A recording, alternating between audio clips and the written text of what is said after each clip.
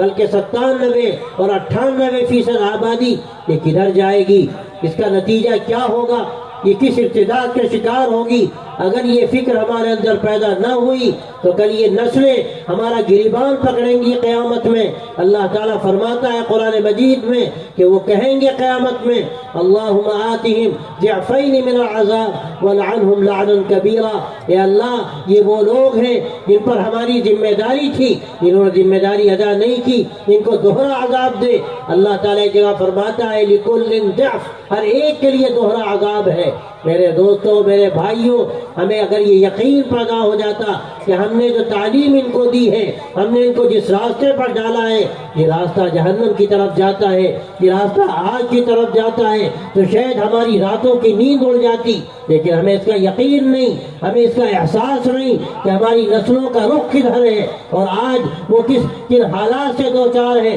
کتنے ایسے واقعات ہمارے سامنے ہیں۔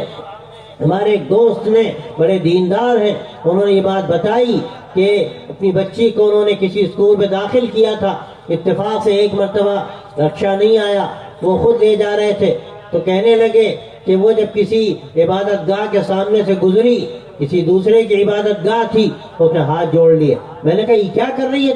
تو کہنے لگی کہ ہمارے استاد نے یا ہمارے جو پڑھانے والی اس نے بتایا کہ کوئی بھی عبادت گاہ آ جائے اس کی تعظیم کرنی چاہیے اور ہاتھ جوڑ لینے چاہیے۔ میرے دل پر ایک چوٹ لگی کہ ہم ایسے غافل ہیں، ہم کو کچھ پتہ نہیں کہ ہماری نسلیں کدھر جا رہی ہیں۔ میرے بھائیوں، اگر خدا نخواستہ ہم نے فکر نہ کی اور ہم نے ان کو خالی چھوڑ دیا تو یاد رکھیے ہماری یہ نمازیں، ہمارے یہ روزے، ہمارا یہ دین کے لیے بعض مرتبہ ظاہری طور پر جو کچھ بھی کام ہو رہا ہے یہ تنہا کافی نہیں ہے۔ ہمارے گھروں میں کیا ہو رہا ہے، ہماری نسلیں کدھر جا رہی ہیں، ہمارے گھروں کا ماحول کیا ہے، اور اس کے نتیجے میں آگے ہمیں کن حالات سے دوچار ہونا پڑ سکتا ہے۔ ہمیں سب سے بڑھ کر اس کے بارے میں سوچنے کی ضرورت ہے، اپنی نسلوں کو بچانے کی ضرورت ہے۔ اس کے لیے یہ مدرسے، اس کے لیے یہ مکاتب، اس کے لیے سب صباحی اور مسائی یہ نظام اور مسجدوں کا یہ سلسلہ مکاتب کا یہ فرض عین ہے۔ میں صاف کہتا ہوں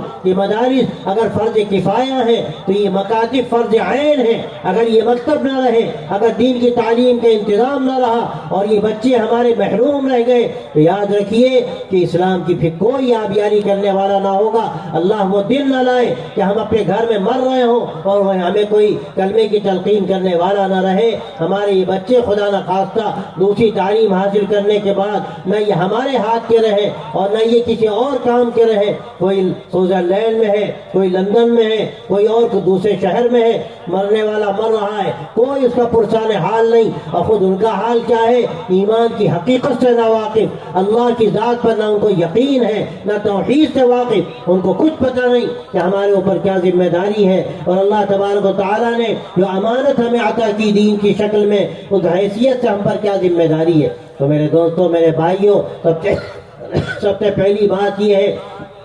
کہ ہمیں اپنا جائزہ لینا چاہیے، اپنا محاسبہ کرنا چاہیے۔ حدیث میں آتا ہے الکیس من دان نفسہ وعمل لما بعد الموت، عقل مند وہ ہے جو اپنا جائزہ لیتا ہے اور مرنے کے بعد کی جو زندگی ہے وہ اس کے لیے تیاری کرتا ہے، اس کے لیے فکر کرتا ہے۔ اور پھر میں نے جو حدیث آپ کے سامنے پڑھی اس میں فرمایا سرکار دو عالم صلی اللہ علیہ وسلم نے کہ کلکم راع وکلکم مسئول عن رعیتہ، کہ تم میں سے ہر شخص ذمہ دار ہے، تم میں سے ہر شخص ذمہ دار ہے، اور اس کے ذمہ داری میں اس کے دست نگر جو لوگ ہیں جو اس کی تربیت میں ہیں، جن کا انتظام اس کے ذمہ ہے، کل قیامت میں ان کے بارے میں پوچھا جائے گا، اولاد کے بارے میں پوچھا جائے گا، بیویوں کے بارے میں پوچھا جائے گا، خادموں کے بارے میں پوچھا جائے گا، یہاں تک کہ اگر کوئی عالم ہے تو اسے بستی والوں کے بارے میں پوچھا جائے گا، کوئی دین کا جاننے والا ہے اس سے آس پاس رہنے والوں کے بارے میں پوچھا جائے گا کہ تم دین پر چلتے تھے، تم نمازیں پڑھتے تھے، لیکن کیا تمہیں یہ فکر تھی کہ تمہارا بچہ کدھر جا رہا ہے، تمہاری بچی کس رخ کی طرف جا رہی ہے؟ اور آج یہ موبائل جس نے ہمیں نہ جانے کہاں پہنچا دیا، اور اس موبائل کے ذریعے سے آج گھر گھر ارتداد کی شکلیں سامنے آ رہی ہیں، بے حیائی کی شکلیں سامنے آ رہی ہیں۔ اور ایک دور تھا کہ ٹیلی ویژن کسی گھر میں ہوتا تھا، لیکن آج حال یہ ہے کہ ٹیلی ویژن کی جو اعلیٰ سے اعلیٰ شکلیں ممکن ہیں وہ گھر گھر میں نہیں بلکہ ایک ایک جیب میں موجود ہے۔ کون گھر میں کیا کر رہا ہے، میں آپ سے کیا واقعات سناؤں۔ ابھی قریب کا واقعہ ہے، 4 بچیوں کا جو مرتد ہو گئیں اور غیروں کے ساتھ چلی گئیں۔ کوشش کی گئی، فکر ہوئی، الحمدللہ ان میں 3 بچیاں واپس آئیں۔ ایک دیندار گھرانے کی بچی تھی، اس سے پوچھا گیا کہ آخر تمہیں کیا ہو گیا، تم نے کبھی اسکول کی شکل نہیں دیکھی، تم نے کبھی باہر کا گویا کہ راستہ نہیں دیکھا، تم گھر میں رہنے والی پردے دار خاتون، آخر تجھے کیا ہوا؟ تو وہ کہنے لگی مجھے موبائل دیا گیا اور مجھے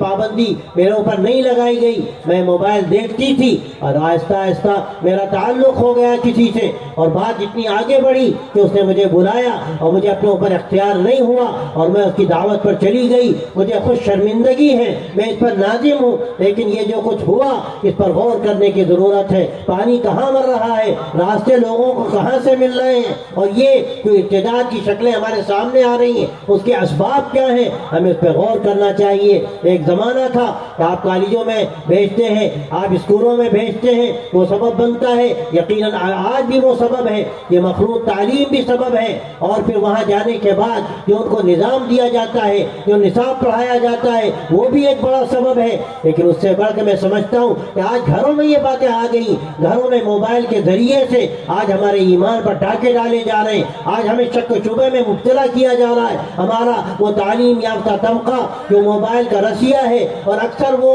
ایسی خبریں دیکھتا ہے، ایسے پروگرامز دیکھتا ہے جہاں اسلام کے بارے میں شبہات پیدا کیے جا رہے ہیں، شکوک میں ڈالا جا رہا ہے، اس کے نتیجے میں ان کے ذہن و دماغ متاثر ہوتے ہیں۔ اس لیے بڑی ذمہ داری ہمارے اوپر ہے ان نوجوانوں کے سلسلے میں کہ ہم ان کو سنبھالیں، ہم ان کو ایسی جگہوں پر بھیجیں جہاں ان کی تربیت ہو، جہاں یہ دین سیکھنے کا ان کو موقع ملے، ایسے ادارے ہوں، ایسی دانشگاہیں ہوں، ایسے مکاتب ہوں، مسجدوں کا ایسا نظام ہو کہ وہاں پر جو دین کی تعلیم دی جا رہی ہے، جو ان کو اللہ اور اللہ کے رسول صلی اللہ علیہ وسلم کے بارے میں بتایا جا رہا ہے۔ آج تو حالت یہ ہے، میں نے کل بھی بتایا کہ ایک بڑی یونیورسٹی میں، نام نہیں میں لیتا، ایک بڑی اسلامک یونیورسٹی ہے، وہاں کے بچوں کے بارے میں جب جائزہ لیا گیا تو پرسوں کی بات ہے، میں لکھنؤ میں تھا، ایک جاننے والے نے آ کے مجھے بتایا کہ لڑکوں کا حال یہ ہے۔ ایک لڑکے سے پوچھا گیا کہ بتاؤ تمہارے نبی حضرت محمد صلی اللہ علیہ وسلم کہاں پیدا ہوئے؟ تو اس کا جواب کیا ہے؟ آپ کیا تصور کر سکتے ہیں کہ ایک مسلمان اس سے ہٹ کر کوئی جواب دے گا کہ آپ مدینہ منورہ میں رہے، آپ کی پیدائش مکہ مکرمہ کی تھی؟ لیکن وہ کیا کہتا ہے؟ وہ کہتا ہے کہ ہمارے نبی حضرت محمد صلی اللہ علیہ وسلم کے بارے میں سمجھتا ہوں کہ آپ کاشی میں پیدا ہوئے۔ اللہ اکبر! آج ہماری حالت کیا ہے؟ ہمیں اپنے نبی کا پتہ نہیں، ہمیں یہ معلوم نہیں کہ آپ صلی اللہ علیہ وسلم کہاں پیدا ہوئے، ہمارے مقدس مقامات کہاں ہیں، اور جہاں سے ہمارا ایمان وابستہ ہے، ہمارے اعمال وابستہ ہیں، ہمارے فرائض وابستہ ہیں، اور سب سے بڑھ کر ہماری ایمانی محبت جہاں سے جڑی ہوئی ہے، اور جس محبت کے بغیر ہمارا ایمان پورا نہیں ہو سکتا۔ اللہ کے نبی صلی اللہ علیہ وسلم نے ارشاد فرمایا کہ لا یؤمن احدکم حتی اکون احب الیہ من والدہ وولدہ والناس اجمعین، کہ میں کوئی بھی اس وقت تک مسلمان نہیں ہو سکتا جب تک کہ میں اس کے نزدیک اس کے ماں باپ سے زیادہ، اس کی اولاد سے زیادہ، وہ تمام دنیا کے لوگوں سے زیادہ محبوب نہ ہو جاؤں۔ آج آپ دیکھیے یہ میڈیا، یہ ٹیلی ویژن، اور سب سے بڑھ کر یہ موبائل آج جو کھیل دکھاتے ہیں، جو فلمیں وہاں دکھائی جاتی ہیں، اور اس کے نتیجے میں آج ہماری محبتوں کا رخ کیا ہے، ہمارے نوجوانوں کی محبتوں کا رخ کیا ہے۔ آج حالت یہ ہے کہ کوئی پھٹی پینٹ پہنے ہوئے، کوئی الٹا شرٹ پہنے ہوئے ہے، اس کو اپنے لیے وہ قابل فخر سمجھتا ہے۔ کیوں؟ اس لیے کہ محبتوں کا رخ غلط ہے۔ ہماری محبت جو اللہ سے ہونی چاہیے، اللہ کے نبی سے ہونی چاہیے، آج ہماری محبتوں کا رخ بدل گیا۔ دل دارن تو محبوب ندارن کہنے والے نے حقیقت گویا کہ ان الفاظ میں کہہ دی کہ آج ہر نوجوان کو محبت ہے، لیکن کس سے محبت ہے؟ محبت کا رخ کیا ہونا چاہیے؟ میرے دوستو، اگر اللہ سے محبت نہیں ہے، اللہ کے نبی سے محبت نہیں ہے، اور یقیناً جو واقعات ہمارے سامنے آ رہے ہیں ان واقعات سے ہمیں یہ اندازہ ہوتا ہے کہ ہمارا رخ کدھر ہے، ہم کدھر جا رہے ہیں، کس طرح ہم اپنے ایمان کا سودا کر رہے ہیں۔ یہ دنیا کی جھوٹی محبتوں کے لیے، یہ دنیا کی جھوٹی عزتوں کے لیے، یہ دنیا کی دولتوں کے لیے اور راحتوں کے لیے ہم ہر چیز فراموش کر کے اپنے رخ کو بدل کر ایسے رخ کی طرف جا رہے ہیں جو رخ ہمیں جہنم کی طرف لے جاتا ہے۔ اللہ تبارک و تعالی نے قرآن مجید میں فرمایا انا ہدیناہ السبیل اما شاکرا و اما کفورا، ہم نے تو راستہ کھول دیا، اپنے نبی کے ذریعے سے راستہ کھولا، کتاب کے ذریعے سے اللہ نے راستہ کھولا۔ نبی کے وہ طریقے جو ہمیں ملتے ہیں کتابوں میں، سیرت کی کتابوں میں، حدیث کی کتابوں میں، وہ راستے ہمارے سامنے اس طرح کھلے ہوئے ہیں کہ اگر ہم چاہیں ہم ان راستوں کو اختیار کر سکتے ہیں۔ لیکن اللہ فرماتا ہے کہ کوئی تو احسان ماننے والا ہوتا ہے، کوئی تو ان راستوں کی حقیقت کو سمجھتا ہے، ان راستوں پر چلتا ہے، اپنی زندگی اس کے سانچے میں ڈھالتا ہے، وہ اپنے روز و شب کو اپنے نبی کے لیے قربان کرنا جانتا ہے، اپنی خواہشات کو قربان کرتا ہے، اپنے جذبات کو قربان کرتا ہے۔ اور کوئی وہ ہوتا ہے جو ناشکرا ہوتا ہے، ناشکرا ہوتا ہے، اللہ کے احسان کو نہیں سمجھتا، اس ایمان کی حقیقت کو نہیں سمجھتا، اللہ کی اس نعمت کی ناقدری کرتا ہے۔ وہ نعمت جو اللہ نے اپنے نبی صلی اللہ علیہ وسلم کے ذریعے ہمیں امانت کے طور پر دی، ہم امین تھے اس کے، آج ہم نے کس طرح اس میں خیانت کی ہے، آج کس طرح ہم گویا کہ اپنے گھروں سے اس کا جنازہ نکالتے ہیں، ہمیں بالکل احساس نہیں کہ ہمارے گھروں میں کیا ہو رہا ہے۔ میرے دوستوں، میرے بھائیوں، میں سب سے پہلی بات آپ سے یہ کہنا چاہتا ہوں، آپ یہاں سے یہ پیغام لے کر کے جائیے، ہمیں اپنے گھروں کا جائزہ لینا ہے، ایک ایک گھر کا جائزہ لینا ہے۔ اور میں تو کہتا ہوں آپ مسجد کو مرکز بنائیے اور ایک ایک مسجد کے اطراف میں جتنے بھی محلے ہیں اور جتنے بھی گھر ہیں، ایک ایک گھر کی فکر، ایک ایک گھر کے مرد عورت کی فکر، ایک ایک بچے کی فکر، کون کیا کر رہا ہے، کون کدھر جا رہا ہے، کس کے حالات کیا ہیں، کون کن دشواریوں کا شکار ہے۔ اگر خدا نہ خواستہ ہم نے اس کے لیے فکریں نہ پیدا کی، اس کے لیے قربانیاں نہ دی، تو یاد رکھیے کل قیامت میں یہ سارے لوگ گرفت کریں گے، ہمارا گریبان کل پکڑیں گے اللہ کی بارگاہ میں۔ اس لیے میرے دوستوں، میرے بھائیوں، آپ طے کر کے جائیے، ہمیں خاص طور سے اپنے گھروں کا جائزہ لینا ہے۔ قوا انفسکم واہلیکم نارا، اللہ تبارک و تعالیٰ نے قرآن مجید میں جو بات فرمائی، بچاؤ اپنے آپ کو، بچاؤ اپنے آپ کو اور اپنے گھر والوں کو جہنم کی آگ سے۔ یہ ہمارے بچے جو کل کے نوجوان ہوں گے اور اس کے بعد یہ بڑے ہوں گے اور نہ جانے کن کاروباروں میں لگیں گے، کن اپنے مشاغل میں لگیں گے، لیکن اگر ہم نے ان کے اندر ایمان کی آبیاری کر دی، ان کے اندر ایمان کا بیج ڈال دیا، تو یقیناً کل انشاءاللہ یہ اپنے ایمان کے ساتھ رہیں گے، اپنے اسلام کے ساتھ رہیں گے، اسلامی شعار کے ساتھ رہیں گے، اسلامی تشخص کے ساتھ رہیں گے اور اسلامی امتیاز کے ساتھ رہیں گے، اور ان کی زندگی بولے گی کہ یہ ایمان والے لوگ ہیں، یہ اللہ کے ماننے والے، اللہ کے نبی کے امتی ہیں، آخری نبی کے آخری امت ہے، جس کو اللہ تبارک و تعالیٰ نے خیر امت کا لقب دیا اور اس کے ذمے یہ عمل کیا، اس کے لیے خیر امت کا اس کو لقب ملا کہ یہ برائیوں کو دور کرنے والی، اچھائیوں کو عام کرنے والی، ایمان کو تازہ کرنے والی۔ اپنا جائزہ لے کر، اپنے حالات کو سمجھ کر اور اپنی ان ضروریات کو جن کا تعلق ہمارے دین سے بھی ہے، ہماری دنیا سے بھی ہے، ان ضروریات کو سامنے رکھ کر اپنی زندگی کو ایک صحیح رخ دینے والی امت ہے۔ اس پر اللہ نے ذمہ داری ڈالی ہے، اگر اس ذمہ داری کو اس نے محسوس کیا اور اپنی زندگی ایسی بنائی کہ وہ زندگی ہر ایک کے لیے نمونہ ہو، ہر ایک کے لیے نمونہ ہو۔ میں نے جو آپ کے سامنے قرآن مجید کی آیت پڑھی، اس میں اللہ تبارک و تعالیٰ نے اس حقیقت کو بیان فرمایا، اے ایمان والو، اے ایمان والو، اللہ کے ماننے والو، اگر تم اللہ کا ڈر پیدا کر لو، آخرت کی جواب دہی کا تمہارے اندر احساس بیدار ہو جائے، تو اللہ تبارک و تعالیٰ تمہیں ایک شان امتیازی عطا کرے گا، ایک ایسا مقام دے گا کہ دنیا کو تمہیں دیکھ کر رشک آئے گا، تمہاری زندگی کو دیکھ کر، تمہاری انسانیت کو دیکھ کر، تمہاری محبتوں کو دیکھ کر، اللہ پر تمہارے یقین کو دیکھ کر، اور دنیا کی حقیقت جب تمہاری آنکھوں کے سامنے کھلے گی، جو حقیقت آخری نبی صلی اللہ علیہ وسلم نے متعدد روایتوں میں کھولی، اور ایک جگہ فرمایا کہ اگر اس دنیا کی قیمت اللہ کے نزدیک مچھر کے پر کے برابر بھی ہوتی تو اللہ تعالیٰ اپنے باغیوں کو اور نہ ماننے والوں کو ایک گھونٹ پانی بھی نہ دیتا۔ یہ حقیقت جب تمہارے سامنے کھلے گی، اس حقیقت کو دنیا والے دیکھیں گے اور مشاہدے میں وہ بات آئے گی، ان کی آنکھیں جھک جائیں گی، ان کے اندر ایک شوق پیدا ہوگا کہ آخر کہاں سے یہ لوگ آئے ہیں، ان کی کیا زندگی ہے۔ اس کی مثال مثالیں ہمارے سامنے تاریخ میں ہیں کہ جب یہ نمونے لوگوں کے سامنے آئے، لوگوں کی آنکھیں پھٹی کی پھٹی رہ گئیں۔ وہ صحابہ سب سے بڑھ کر تھے، ان کے اخلاق کو دیکھ کر، ان کی ایمانی حمیت کو دیکھ کر لوگوں نے اپنی زندگی کو بدل دیا، اپنا سب کچھ چھوڑ دیا، ان کے آگے وہ جھک گئے۔ ان کا ایمان جو اللہ تبارک و تعالیٰ نے ان کے ذریعے سے دنیا میں پہنچایا، اس ایمان کے لیے انہوں نے سب کچھ تج دیا۔ یہ ان کے اخلاق کی برکت تھی، ان کے ایمانی قوت کا نتیجہ تھا، ان کے دسیوں واقعات ہیں، اور صحابہ تو سر کا تاج ہیں، ان کے غلاموں کے واقعات آج ہمارے سامنے ہیں۔ حضرت سید احمد شہید رحمۃ اللہ علیہ کا واقعہ مجھے یاد آتا ہے کہ جب وہ تشریف لے گئے، اللہ تعالیٰ نے توفیق دی ان کو، اور یہاں سے وہ گئے جہاد کے لیے تشریف لے گئے، اور پشاور میں اس زمانے کی بات ہے، تقریباً 200 سال 250 سال پہلے کی بات ہے، وہ پشاور میں گئے اور وہاں انہوں نے کوشش کی۔ اس زمانے میں ایک عجیب واقعہ پیش آیا کہ وہاں کے رہنے والے نے، ایک پشاوری نے، ایک کسی مجاہد کا ہاتھ پکڑا اور کہنے لگا ایک بات بتائیے، آپ کو کیا دور کا نظر نہیں آتا؟ تو کہنے لگے عجیب بات پوچھتے ہو تم، ہمیں تو دور دور سب کچھ نظر آ رہا ہے، لیکن میرے سمجھ میں نہیں آتا کہ یہ عجیب سا سوال تم کیوں کر رہے ہو؟ تو کہنے لگا یہ سوال ہم اس لیے کر رہے ہیں کہ ہمیں یہ احساس ہو رہا ہے کہ آپ لوگ آئے ہیں ہندوستان سے اتنی دور سے، کسی کو سال ہو گیا، کسی کو 1.5 سال کا عرصہ گزر گیا، لیکن ہمیں حیرت ہے، اور یہاں خوبصورت ماشاءاللہ یہاں کے نوجوان لڑکیاں لڑکے سب ہیں، لیکن میں نے اس پوری مدت میں نہیں دیکھا کہ کسی نوجوان نے کسی نامحرم کو نگاہ اٹھا کر دیکھا۔ تو میں نے یہ سمجھا، ہم لوگوں نے یہ سوچا، ہمارا آپس میں چرچا ہوا کہ لگتا ہے آپ لوگوں کو دور کا نظر ہی نہیں آتا، اور جب نظر نہیں آئے گا تو کیا دیکھیں گے؟ کہ نہیں، یہ تو ہمارے امام کی تربیت کا نتیجہ ہے، اللہ کا حکم ہے۔ ایمان والوں سے کہہ دو اپنی نگاہوں کو نیچے رکھیں،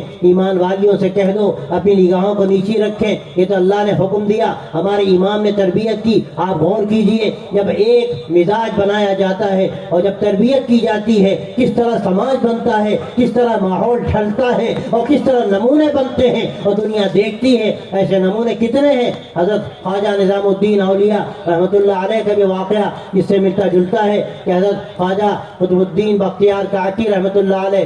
حضرت خواجہ فری الدین گنج شکر رحمۃ اللہ علیہ کے یہاں سے جب وہ گئے، نکلنے لگے تربیت کے بعد، تو حضرت نے کہا کہ میاں دیکھو، ایک بات یاد رکھنا، اگر کسی کا ایک حبہ تمہارے ذمے رہ گیا تو یہ ساری تربیت اور یہ سارا جو تم نے نظام یہاں اختیار کیا اور یہ تمہاری ساری قربانیاں، یہ سب بے سود ہیں، تمہیں کچھ حاصل نہیں ہوگا۔ اور وہ نکلے تو خیال آیا کہ کہیں فلاں دکان سے کئی سال پہلے کپڑا خریدا تھا اور 2 پیسے دینے رہ گئے۔ اب وہ تلاش میں نکلے، زمانہ گزر چکا تھا، بڑی مشکل سے ایک مدت کے بعد دکان ملی، اور جا کر انہوں نے کہا کہ بھائی میں تمہارے یہاں سے کپڑا لیا تھا، کچھ پیسے رہ گئے تھے، میں ادا کرنے کے لیے آیا۔ آپ غور کیجئے اس نے کیا جملہ کہا۔ وہ کہنے لگا کہ لگتا ہے کہ تم مسلمانوں کی بستی سے آ رہے ہو،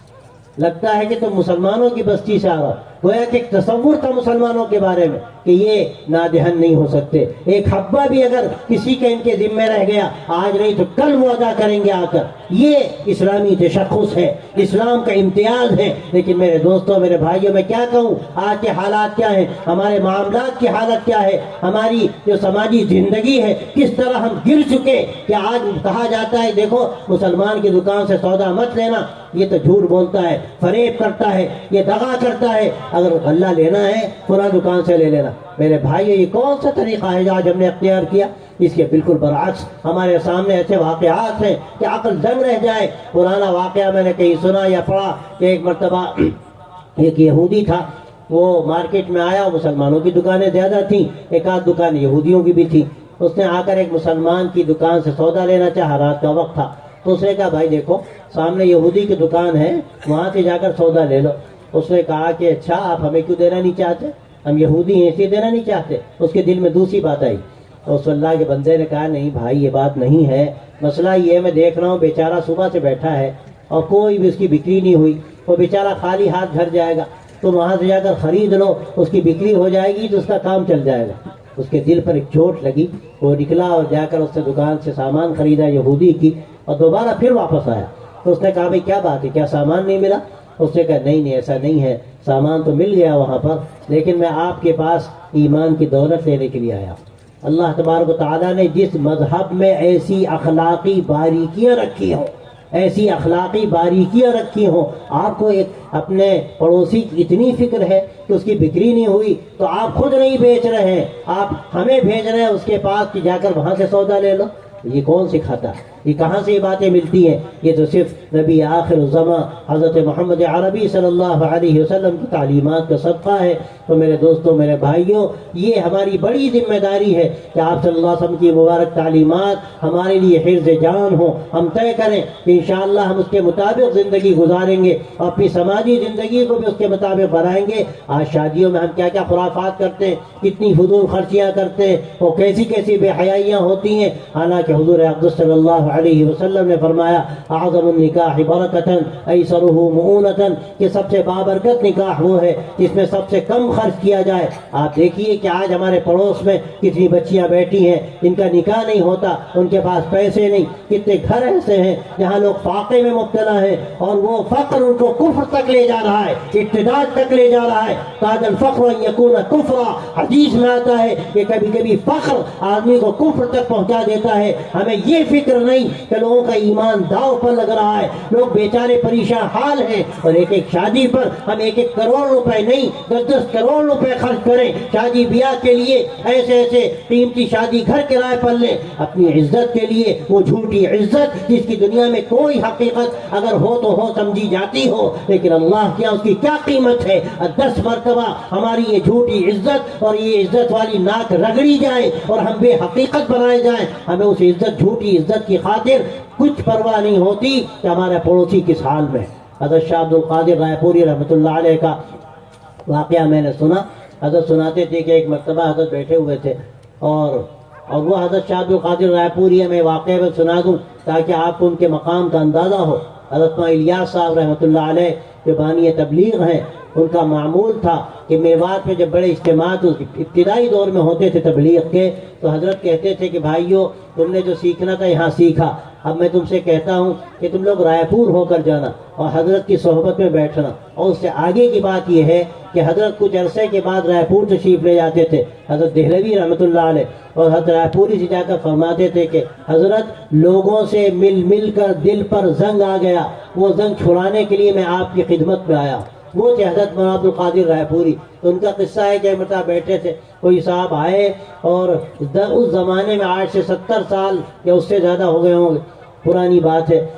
10-10 ہزار کی 2 گڈیاں لائے اور حضرت کی خدمت میں پیش کر دی. حضرت خلاف معمول حضرت نے دونوں گڈیاں قبول کر لیں اور جیب میں رکھ لیں. حضرت معلم ایسا فرماتے ہیں کہ بڑا تعجب ہوا, حضرت کی انتہائی زاہدانہ زندگی, فقر و فاقے کی زندگی, اور فقر کوئی اضطراری نہیں تھا, اختیاری تھا. دنیا کی دولت آتی تھی لیکن اللہ کے راستے میں سب خرچ ہو جاتی تھی. حضرت کو تعجب ہوا, فرمانے لگے تھوڑی دیر گزری تھی, ایک بوڑھی خاتون آئی اور کہنے لگی حضرت 4-4 5-5 بچیاں بیٹھی ہیں, شادی نہیں ہوتی, کچھ ہمارے پاس ہے نہیں, ہم کیا کریں, آپ دعا فرما دیجیے. حضرت نے کہا میں دعا کروں گا, اور پورے وہ 20,000 نکالے جیب سے, اس خاتون کو دے دیے کہ جاؤ پھر 5 بچوں کی شادی کرو.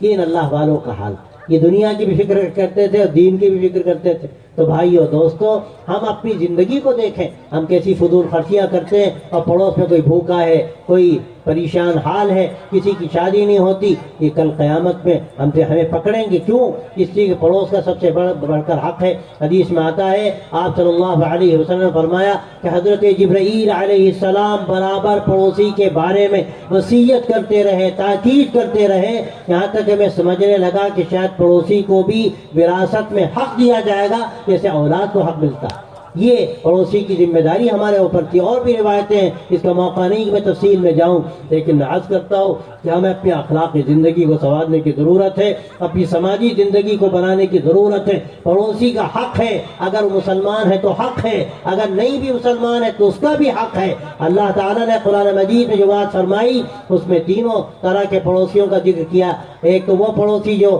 رشتہ دار ہو, اور ایک وہ پڑوسی جو اجنبی ہو, اور ایک اور پڑوسی جس کا ذکر اللہ نے قرآن مجید میں کیا جو تھوڑی دیر کا پڑوسی. وہ تھوڑی دیر کا پڑوسی کون ہوتا ہے؟ تو بس میں آپ کے بغل میں بیٹھ گیا، اس کی سیٹ جہاز میں آپ کے پاس ہو گئی، یا ٹرین میں اس کی جو برتھ ہے وہ آپ کے سامنے ہو گئی، اس کا بھی اللہ تبارک و تعالیٰ نے قرآن مجید میں حق بتایا اور حکم ہوا ایمان والوں کو کہ اس کے ساتھ بھی سلوک کرنا چاہیے۔ یہ ایمانی اخلاق کا تقاضا ہے۔ ہم میں کتنے لوگ ان حقائق کو سمجھتے ہیں؟ حضرت مولانا علی میاں صاحب رحمۃ اللہ علیہ کا ایک واقعہ یاد آیا۔ عبداللہ صاحب کا پودربی رحمۃ اللہ علیہ، جو گجرات کے بڑے عالم اللہ والے بزرگ تھے، ان کا بھی انتقال ہوا 2-4 سال پہلے۔ ان سے میں نے 3 مرتبہ یہ واقعہ سنا۔ فرمانے لگے کہ حضرت ایک مرتبہ لکھنؤ سے سہارنپور تشریف لے جا رہے تھے حضرت شیخ الحدیث رحمۃ اللہ علیہ کی خدمت میں،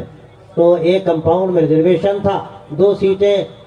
برادران وطن کی تھی، ہندو بھائیوں کی تھی، اور 2 سیٹیں ایک حضرت کی ایک ہماری، نیچے کی سیٹ حضرت کی تھی، اوپر کی عبداللہ صاحب کہتے ہیں ہماری تھی، اور سامنے 2 سیٹیں تھیں، نوجوان تھے دونوں، اور وہ وہاں بیٹھے تھے، اس میں غالباً ایک اسمبلی کے رکن بھی تھے۔ حضرت مولانا بڑی اچھی اچھی باتیں کرنے لگے، پیام انسانیت کی باتیں، محبت کی، وہ بھی شریک ہو گئے۔ رات کا وقت ہوا تو بغل سے ایک بوڑھی خاتون آئی، وہ کہنے لگی کہ مولانا